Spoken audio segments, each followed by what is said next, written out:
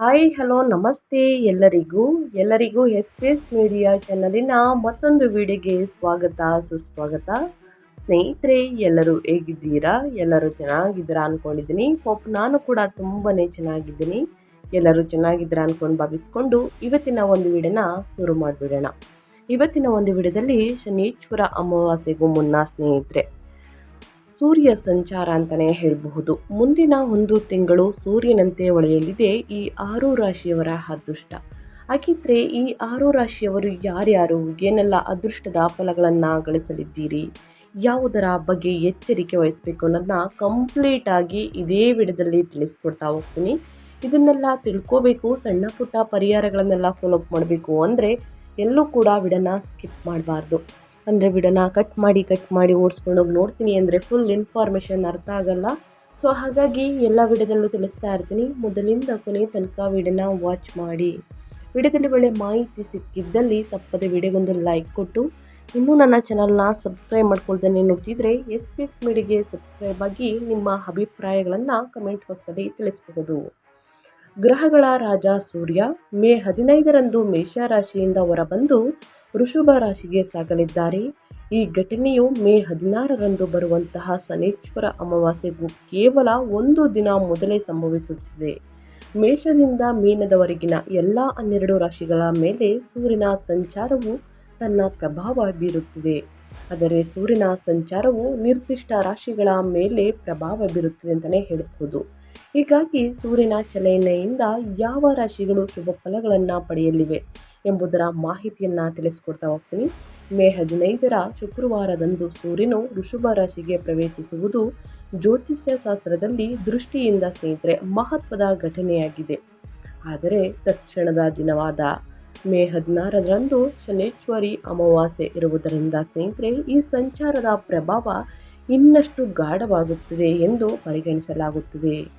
ವೇದ ಜ್ಯೋತಿಷ್ಯದ ಪ್ರಕಾರ ವೃಷಭ ರಾಶಿಯ ಅಧಿಪತಿ ಶುಕ್ರನಾಗಿದ್ದು, ಸೂರ್ಯ ಮತ್ತು ಶುಕ್ರ ನಡುವಿನ ಸಂಬಂಧವನ್ನು ಸಹಜವಾಗಿ ವಿರೋಧಾತ್ಮಕವೆಂದು ಪರಿಗಣಿಸಲಾಗುತ್ತದೆ. ಆದ್ದರಿಂದ ಸೂರ್ಯನು ಈ ರಾಶಿಗೆ ಪ್ರವೇಶಿಸುವುದು ಕೆಲವರಿಗೆ ಸವಾಲುಗಳನ್ನು ತರಬಹುದಾದರೆ ಇನ್ನು ಕೆಲವರಿಗೆ ಅನಿರೀಕ್ಷಿತ ಅವಕಾಶಗಳನ್ನು ನೀಡುವಂತಹ ಸಾಧ್ಯತೆ ಇದೆ.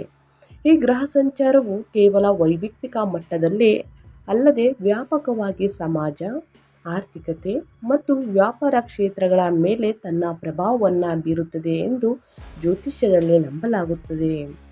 ಇನ್ನು ಷೇರು ಮಾರುಕಟ್ಟೆ, ವ್ಯವಹಾರ ಚಟುವಟಿಕೆಗಳು ಮತ್ತು ಆರ್ಥಿಕ ಪರಿಸ್ಥಿತಿಗಳಲ್ಲಿ ಬದಲಾವಣೆಗಳು ಕಂಡುಬರುವಂತಹ ಸಾಧ್ಯತೆ ಇದೆ. ಇದರ ಜೊತೆಗೆ ಪ್ರತಿಯೊಂದು ರಾಶಿಯವರ ಜೀವನದಲ್ಲೂ ವಿಭಿನ್ನ ರೀತಿಯ ಪರಿಣಾಮಗಳು ಕಾಣಿಸಿಕೊಳ್ಳಬಹುದು. ಇನ್ನು ವೈಯಕ್ತಿಕ ಮಟ್ಟದಲ್ಲಿ ನೋಡಿದರೆ ಈ ಸಂಚಾರವು ನಿಮ್ಮ ಆರೋಗ್ಯ, ಹಣಕಾಸಿನ ಸ್ಥಿತಿ, ಪ್ರೇಮ ಜೀವನ ಮತ್ತು ವೃತ್ತಿ ಜೀವನದ ಮೇಲೆ ಸ್ಪಷ್ಟವಾದಂತಹ ಪ್ರಭಾವ ಬೀರುವಂತಹ ಸಾಧ್ಯತೆ ಇದೆ. ಕೆಲವರಿಗೆ ಆರ್ಥಿಕ ಲಾಭ, ವೃತ್ತಿಯಲ್ಲಿ ಪ್ರಗತಿ ಮತ್ತು ಹೊಸ ಅವಕಾಶಗಳು ದೊರೆಯಬಹುದು. ಇನ್ನು ಕೆಲವರಿಗೆ ಖರ್ಚುಗಳು ಹೆಚ್ಚಾಗಬಹುದು, ಒತ್ತಡ ಹೆಚ್ಚಾಗಬಹುದು ಅಥವಾ ಸಂಬಂಧಗಳಲ್ಲಿ ಸಣ್ಣ ಸವಾಲುಗಳು ಎದುರಾಗಬಹುದು. ಮೇ 15ರಂದು ಸೂರ್ಯನು ವೃಷಭ ರಾಶಿಗೆ ಸಾಗುವಿಕೆ ಎಲ್ಲ 12 ರಾಶಿಗಳ ಮೇಲೆ ಪರಿಣಾಮ ಬೀರಲಿದೆ. ಆದರೆ ವಿಶೇಷವಾಗಿ ಕೆಲ ರಾಶಿಯವರಿಗೆ ಇದು ಆರ್ಥಿಕ ಮತ್ತು ವೃತ್ತಿ ಜೀವನದಲ್ಲಿ ಲಾಭದಾಯಕವಾಗಿರುತ್ತದೆ. ಈ ಸಂಚಾರದಿಂದ ಹೆಚ್ಚು ಪ್ರಯೋಜನವನ್ನು ಪಡೆಯುವಂತಹ ಭಾಗ್ಯಶಾಲಿ ರಾಶಿಗಳು ಯಾವ್ಯಾವುದು ಎಂಬುದನ್ನು ಸಂಪೂರ್ಣವಾಗಿ ತಿಳಿಸ್ಕೊಡ್ತೀನಿ. ಎಲ್ಲೂ ಕೂಡ ವಿಡಿಯೋನ ಸ್ಕಿಪ್ ಮಾಡ್ದೇ ಕೊನೆ ತನಕ ವಾಚ್ ಮಾಡಿ. ವಿಡಿಯೋ ಲೈಕ್ ಮಾಡಿಲ್ಲ ಅಂದರೆ ದಯವಿಟ್ಟು ಲೈಕ್ ಮಾಡಿ. ಸಬ್ಸ್ಕ್ರೈಬ್ ಆಗಿಲ್ಲ ಅಂದರೆ ಎಸ್ ಪಿ ಎಸ್ ಮೀಡಿಯಾಗೆ ಸಬ್ಸ್ಕ್ರೈಬ್ ಆಗಿ ನಿಮ್ಮ ಅಭಿಪ್ರಾಯವನ್ನು ಕಮೆಂಟ್ ಬಾಕ್ಸಲ್ಲಿ ತಿಳಿಸಬಹುದು. ಮೊದಲನೇ ಅದೃಷ್ಟ ರಾಶಿ ಬಂದು ಮೇಷರಾಶಿಯವರಿಗೆ. ಮೇಷರಾಶಿಯ ಅಡಿಯಲ್ಲಿ ಜನಿಸಿದ ವ್ಯಕ್ತಿಗಳಿಗೆ ಸೂರ್ಯನು 5ನೇ ಮನೆಯ ಅಧಿಪತಿಯಾಗಿ ಕಾರ್ಯನಿರ್ವಹಿಸುತ್ತಾನೆ ಮತ್ತು ಈಗ 2ನೇ ಮನೆಗೆ ಸಾಗಲು ಸಿದ್ಧನಾಗಿದ್ದಾನೆ. ಪರಿಣಾಮವಾಗಿ ಆದಾಯದಲ್ಲಿ ಹೆಚ್ಚಳ, ವೃತ್ತಿಪರ ಖ್ಯಾತಿಯಲ್ಲಿ ಹೆಚ್ಚಳ ಮತ್ತು ಕುಟುಂಬದಲ್ಲಿ ನೈತಿಕ ಮೌಲ್ಯಗಳನ್ನು ಎತ್ತಿ ಹಿಡಿಯುವಂತಹ ಸಕಾರಾತ್ಮಕ ಫಲಿತಾಂಶಗಳನ್ನು ಗಮನಿಸಬಹುದು. ಈ ಅವಧಿಯಲ್ಲಿ ಮೇಷರಾಶಿಯ ಜನರು ತಮ್ಮ ಶ್ರದ್ಧೆಯಿಂದ ಸಂಪತ್ತು ಮತ್ತು ಮನ್ನಣೆ ಎರಡನ್ನೂ ಕೂಡ ಗಳಿಸುವಲ್ಲಿ ಕಡಿಮೆ ತೊಂದರೆಗಳನ್ನು ಎದುರಿಸಬೇಕಾಗುತ್ತದೆ. ಈ ಅವಧಿಯಲ್ಲಿ ನೀವು ತುಂಬ ಕಷ್ಟಪಟ್ಟು ಕೆಲಸವನ್ನು ಮಾಡುತ್ತೀರಿ ಮತ್ತು ನಿಮ್ಮ ವೃತ್ತಿ ಜೀವನದಲ್ಲಿ ಗಮನಾರ್ಹ ಪ್ರಗತಿಯನ್ನು ಸಾಧಿಸುತ್ತೀರಿ. ಇದಲ್ಲದೆ ನಿಮ್ಮ ಬಾಸ್ ನಿಮ್ಮ ಕೆಲಸದಿಂದ ತೃಪ್ತರಾಗುತ್ತಾರೆ ಮತ್ತು ನಿಮ್ಮ ಮೆಚ್ಚುಗೆಯನ್ನು ನೀಡುತ್ತಾರೆ. ಇದು ನಿಮ್ಮ ವೃತ್ತಿಪರ ಪ್ರಯತ್ನಗಳ ಬಗ್ಗೆ ಸಂತೋಷ ಮತ್ತು ತೃಪ್ತಿಯ ಭಾವನೆಯನ್ನು ಕಾಪಾಡಿಕೊಳ್ಳುವುದನ್ನು ಖಚಿತಪಡಿಸುತ್ತದೆ. ಇನ್ನು ವೃಷಭ ರಾಶಿಯ ಮೂಲಕ ಸೂರ್ಯನ ಸಂಚಾರವು ನಿಮ್ಮನ್ನು ಆರೋಗ್ಯವಾಗಿ ಮತ್ತು ಸದೃಢವಾಗಿಡುತ್ತದೆ. ಈ ಸಮಯದಲ್ಲಿ ನೀವು ಶಕ್ತಿಯುತ ಮತ್ತು ಉತ್ಸಾಹದಿಂದ ತುಂಬುತ್ತೀರಿ ಅಂತಲೇ ಹೇಳಬಹುದು. ಒಟ್ಟಾರೆಯಾಗಿ ಮೇಷರಾಶಿಯವರು ಏನೆಲ್ಲ ಅದೃಷ್ಟದ ಫಲಗಳನ್ನು ಗಳಿಸಲಿದ್ದೀರಿ ಅನ್ನೋದನ್ನ ಕಂಪ್ಲೀಟಾಗಿ ತಿಳಿಸ್ಕೊಟ್ಟಿದ್ದೀನಿ. ಇನ್ನು ಮುಂದಿನ ರಾಶಿ ಬಂದು ಸ್ನೇಹಿತರೆ ಕಟಕ ರಾಶಿಯವರಿಗೆ. ಕಟಕ ರಾಶಿಯವರು ಏನೆಲ್ಲ ಅದೃಷ್ಟದ ಫಲಗಳನ್ನು ಗಳಿಸಲಿದ್ದೀರಿ, ಯಾವುದರ ಬಗ್ಗೆ ಎಚ್ಚರಿಕೆ ವಹಿಸಬೇಕು ಅನ್ನೋದನ್ನ ನೋಡ್ತಾ ಹೋಗೋಣ.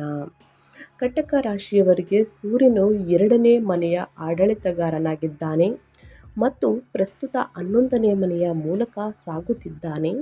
ಈ ಸಮಯದಲ್ಲಿ ನೀವು ನಿಮ್ಮ ಜೀವನದ ಆಳವಾದಂತಹ ತೃಪ್ತಿಯನ್ನು ಅನುಭವಿಸುತ್ತೀರಿ ಮತ್ತು ದೂರ ಹೋಗಿ ವಿಶ್ರಾಂತಿಯನ್ನು ಪಡೆಯಲು ಪ್ರವಾಸವನ್ನು ಸಹ ಯೋಜಿಸಬಹುದು.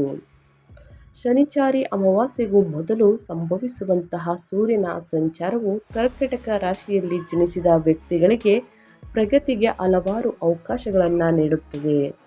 ವೃತ್ತಿ ದೃಷ್ಟಿಕೋನದಿಂದ ನೀವು ಮನ್ನಣೆ ಮತ್ತು ಪ್ರಶಂಸೆಗಳನ್ನು ಪಡೆಯುವಂತಹ ಸಾಧ್ಯತೆ ಇದೆ. ಜೊತೆಗೆ ನಿಮ್ಮ ಮೇಲಧಿಕಾರಿಗಳ ನಂಬಿಕೆ ಮತ್ತು ವಿಶ್ವಾಸವನ್ನು ಗಳಿಸುವಂತಹ ಸಾಧ್ಯತೆ ಇದೆ. ನಿಮ್ಮ ಆರೋಗ್ಯವು ಕೂಡ ಅತ್ಯುತ್ತಮವಾಗಿರುತ್ತದೆ ಮತ್ತು ನಿಮ್ಮ ರೋಗ ನಿರೋಧಕ ಶಕ್ತಿ ಬಲವಾಗಿರುತ್ತದೆ. ನೀವು ವ್ಯವಹಾರದಲ್ಲಿ ತೊಡಗಿಸಿಕೊಂಡಿದ್ದರೆ ಈ ಸಂಚಾರವು ನಿಮ್ಮ ಗಳಿಕೆಯನ್ನು ಹೆಚ್ಚಿಸಬಹುದು ಮತ್ತು ನೀವು ಹೊಸ ವ್ಯವಹಾರವನ್ನು ಪ್ರಾರಂಭಿಸಲು ಯೋಚಿಸುತ್ತಿರಬಹುದು. ಒಟ್ಟಾರೆಯಾಗಿ ಸ್ನೇಹಿತರೆ ಏನೆಲ್ಲ ಅದೃಷ್ಟದ ಫಲಗಳನ್ನು ಕಟಕ ರಾಶಿಯವರು ಗಳಿಸಲಿದ್ದೀರಿ ಅಂತ ಕಂಪ್ಲೀಟಾಗಿ ತಿಳಿಸ್ಕೊಟ್ಟಿದ್ದೀನಿ. ಇನ್ನು ಮುಂದಿನ ರಾಶಿ ಬಂದು ಸಿಂಹ ರಾಶಿಯವರಿಗೆ.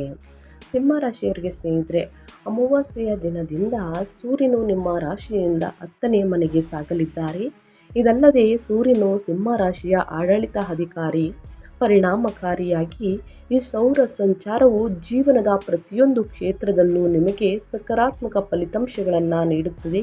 ನಿಮ್ಮ ವ್ಯವಹಾರದಲ್ಲಿ ನಡೆಯುತ್ತಿರುವ ಯಾವುದೇ ಸಮಸ್ಯೆಗಳು ಬಗೆಹರಿಯುತ್ತವೆ ಮತ್ತು ವಿವಿಧ ವಿಷಯಗಳ ಬಗ್ಗೆ ನಿಮ್ಮ ತಿಳುವಳಿಕೆಯ ಸ್ಪಷ್ಟತೆ ಆಳವಾಗುತ್ತದೆ.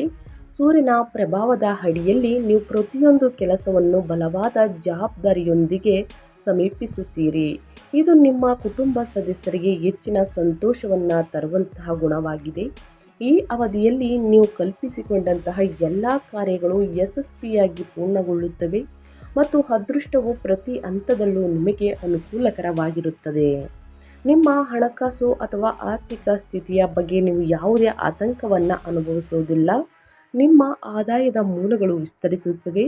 ಇದು ನಿಮಗೆ ಮೊದಲಿಗಿಂತ ಹೆಚ್ಚಿನ ಹಣವನ್ನು ಉಳಿಸಲು ಅನುವು ಮಾಡಿಕೊಡುತ್ತದೆ ಅಂತಲೇ ಹೇಳಬಹುದು. ಒಟ್ಟಾರೆಯಾಗಿ ಏನೆಲ್ಲ ಅದೃಷ್ಟದ ಫಲಗಳನ್ನು ಗಳಿಸಲಿದ್ದೀರಿ ಸಿಂಹರಾಶಿಯವರನ್ನ ಕಂಪ್ಲೀಟಾಗಿ ತಿಳಿಸ್ಕೊಟ್ಟಿದ್ದೀನಿ. ಇನ್ನು ಮುಂದಿನ ರಾಶಿ ಬಂದು ಮೀನರಾಶಿಯವರಿಗೆ. ಮೀನರಾಶಿಯವರು ಕೂಡ ಏನೆಲ್ಲ ಅದೃಷ್ಟದ ಫಲಗಳನ್ನು ಗಳಿಸಲಿದ್ದೀರಿ, ಯಾವುದರ ಬಗ್ಗೆ ಎಚ್ಚರಿಕೆ ವಹಿಸಬೇಕು ಅನ್ನೋದನ್ನ ನೋಡ್ತಾ ಹೋಗೋಣ.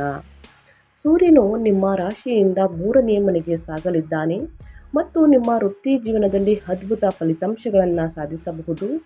ಈ ಅವಧಿಯಲ್ಲಿ ನಿಮ್ಮ ಕೆಲಸಕ್ಕೆ ಸಂಬಂಧಿಸಿದ ಎಲ್ಲವೂ ಅಸಾಧಾರಣವಾಗಿ ಉತ್ತಮವಾಗಿ ಮುಂದುವರಿಯುತ್ತದೆ ಮತ್ತು ನಿಮ್ಮ ವೃತ್ತಿಪರ ಜೀವನದಲ್ಲಿ ನೀವು ಅಪಾರ ಸಂತೋಷ ಮತ್ತು ತೃಪ್ತರಾಗುತ್ತೀರಿ. ನೀವು ಪ್ರಸ್ತುತ ಯಾವುದೇ ಕಾನೂನು ವಿವಾದಗಳಲ್ಲಿ ಸಿಲುಕಿಕೊಂಡಿದ್ದರೆ ಈ ಸಮಯದಲ್ಲಿ ನಿಮಗೆ ಪರಿಹಾರ ಮತ್ತು ಸ್ನೇಹಿತರೆ ಪರಿಹಾರ ಸಿಗುವಂತಹ ಸಾಧ್ಯತೆ ಇದೆ ಅಂತಲೇ ಹೇಳಬಹುದು. ಹೆಚ್ಚುವರಿಯಾಗಿ ಒಂಟಿ ವ್ಯಕ್ತಿಗಳಿಗೆ ಹೊಸ ಸಂಬಂಧಗಳಿಗೆ ಅನುಕೂಲಕರವಾದಂತಹ ನಿರೀಕ್ಷೆಗಳು ಉದ್ಭವಿಸಬಹುದು. ಸಂಚಾರಿ ಅಮಾವಾಸ್ಯೆಗೂ ಸ್ನೇಹಿತರೆ ಮುಂಚಿತವಾಗಿ ಸೂರ್ಯನ ಸಂಚಾರದ ಸಮಯದಲ್ಲಿ ನೀವು ಹಣಕಾಸಿನ ವಿಷಯಗಳ ಬಗ್ಗೆ ಯಾವುದೇ ಚಿಂತೆಗಳನ್ನು ಹೊಂದಿರಬೇಕಾಗಿಲ್ಲ.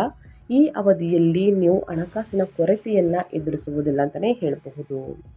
ಒಟ್ಟಾರೆಯಾಗಿ ಏನೆಲ್ಲ ಅದೃಷ್ಟದ ಫಲಗಳನ್ನು ಗಳಿಸಲಿದ್ದೀರಿ ಮೀನರಾಶಿಯವರನ್ನ ಕಂಪ್ಲೀಟಾಗಿ ತಿಳಿಸ್ಕೊಟ್ಟಿದ್ದೀನಿ. ಇನ್ನು ಮುಂದಿನ ರಾಶಿ ಬಂದು ವೃಶ್ಚಿಕ ರಾಶಿಯವರಿಗೆ. ವೃಶ್ಚಿಕ ರಾಶಿಯವರಿಗೆ ಸೂರ್ಯನು ನಿಮ್ಮ ರಾಶಿಯಿಂದ 7ನೇ ಮನೆಗೆ ಸಾಗಲಿದ್ದಾರೆ.